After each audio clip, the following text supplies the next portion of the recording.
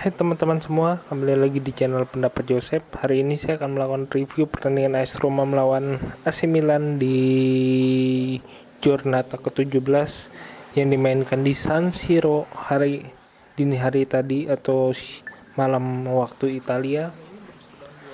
Laga ini bersekudan 2-2, alamat buruk untuk Milan dan alamat cukup baik untuk AS Roma. Laga ini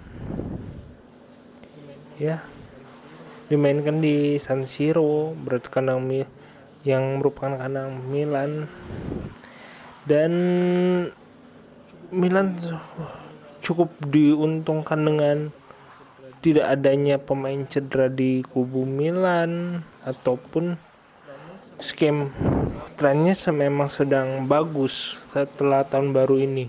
Sedangkan Roma juga sedang mencari momen. Ternyata di laga ini sih pun bisa dinilai semua kedua tim sudah siap dalam pertandingan tersebut. Karena kalau kita lihat garis besarnya dan kalian menonton, kalian akan melihat ada gaya yang dipertahankan kedua tim yang memang sangat berbeda.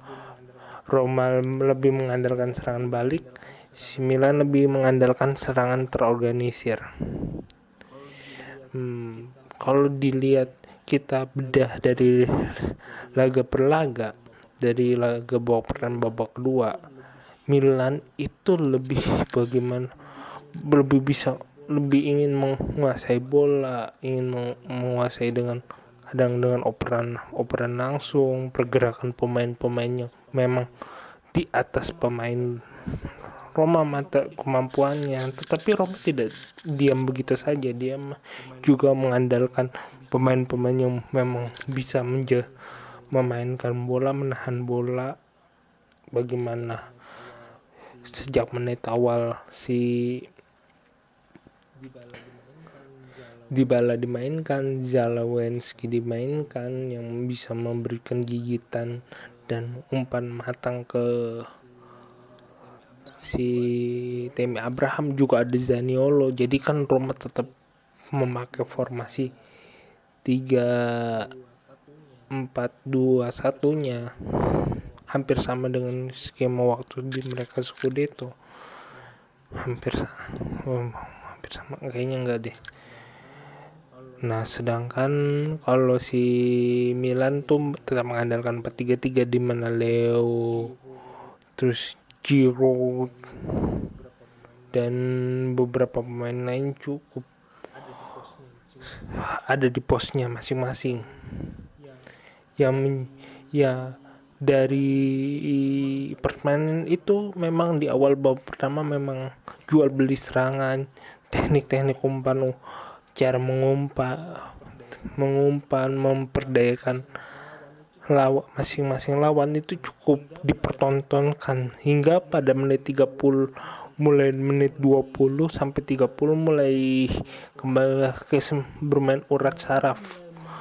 Milan mulai memecah kebuntuan di menit 30 di mana Pierre Kalulu mendapatkan umpan dari skema bola mungkin dikatakan sedikit bola mati, tetapi juga sedikit diuntungkan dia di posisinya yang berhasil mencetak gol di babak pertama.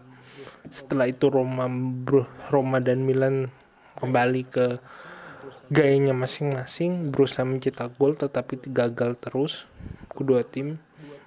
Terutama kedua tim itu sama seperti bermain menutup ruang dan tidak memberikan kesempatan si kedua tim itu mendapatkan peluang gol. Walaupun kita akui di babak pertama ada hampir kesempatan Milan mencetak gol di beberapa skema, tapi kurang berhasil. Demikian juga Roma, terutama tendangan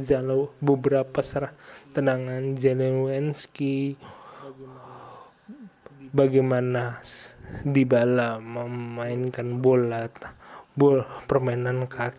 permainan dribble dan olah bolanya yang sedikit menyulitkan pemain Milan. itu juga tidak berhasil mencetak gol.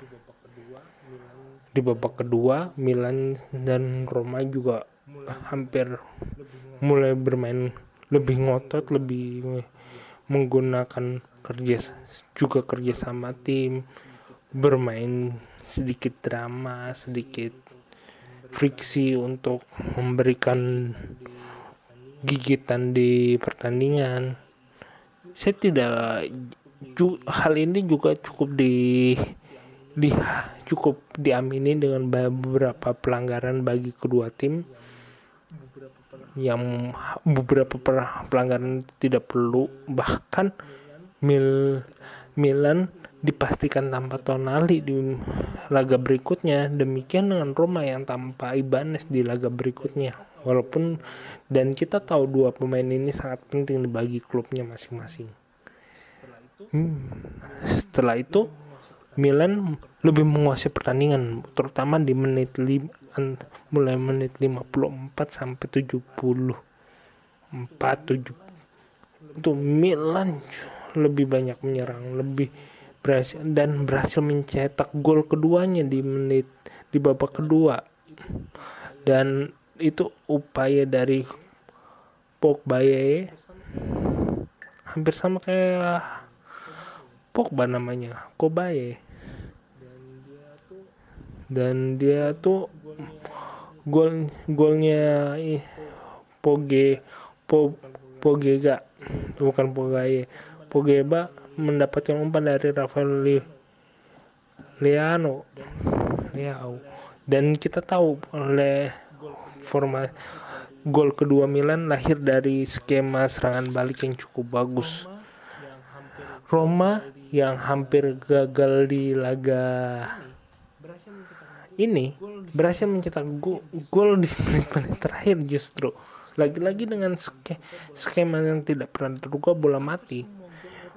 Hampir semua gol Roma musim ini di paruh pertama ini hampir lahir dari bola mati, entah itu penalti, tendangan bebas via tendangan bebas, via corner. Hampir Roma mendominasi di laga seperti ini. Bahkan jarang Roma mencetak gol dari open play.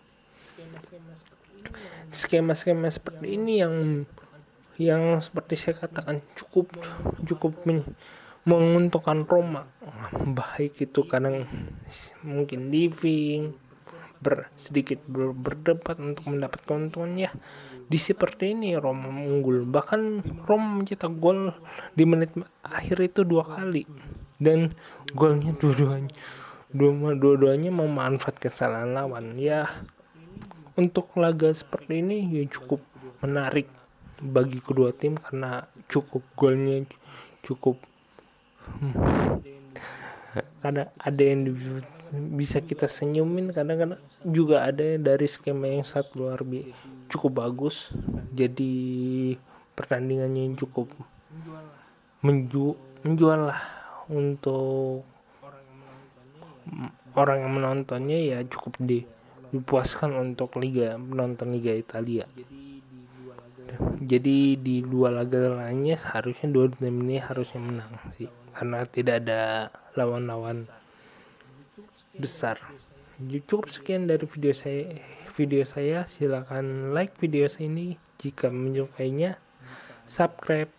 Jika ada kekurangan silakan tulis di komentar atau memberikan saran di komentar. Jika ingin berinvestasi silakan klik link Saweria. Terima kasih.